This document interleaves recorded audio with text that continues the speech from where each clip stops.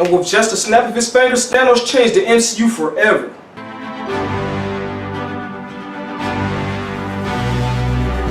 Hey, what's up guys? It's Jakeem the Nerdy Python coming at you with yet another movie review.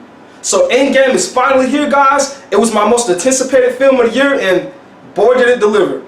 The Russo brothers really put their foot in this one. I mean, this film was just absolutely amazing. So needless to say, the first 6 Avengers are back alongside Nebula and Rocket, and are, kind of dealing with the aftermath of Thanos' snap, while at the same time trying to find a way to undo all the devastation it caused. This film was an amazing masterpiece that made you feel anticipation, excitement, sadness, grief, happiness, and just overall joyness. And guys, when I say brain tissues with you, I really mean that, because it really does pull at the heartstrings. And it's weird because I consider myself a very,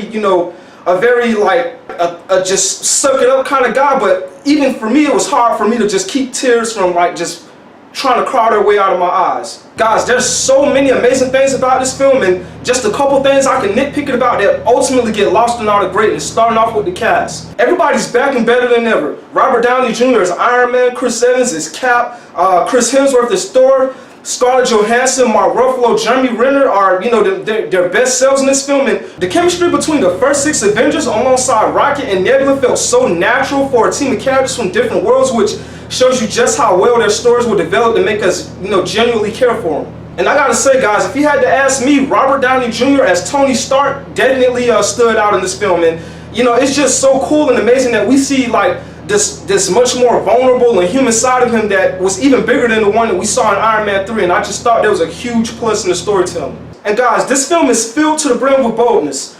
The Russo brothers took so many characters in unexpected routes that ultimately worked, which, shows their creativity and talent as filmmakers, so I gotta give them a huge shout out for that. If I had to compare it to Infinity War, I would say it definitely felt like part 2 times 1,000, but its own thing at the same time. And also when it comes to the first 6 Avengers, the Russo brothers definitely made this their film, and their stories shine here like never before. This is definitely their movie, and by the end of it, you definitely see that it's a tribute to them and the journey they shared with us for the past 11 years. Like I said before, there's a couple of irksome things I could mention, like a certain character being watered down, which is kind of strange because we're so used to them being like this powerhouse, and also the extreme change in setting. It's uncanny how they go from this underground bunker to some ship in outer space, but at the same time it kind of works, guys, because trust me when I say these are the pages of a comic book literally coming to life. Overall, guys, Endgame is everything I wanted and more.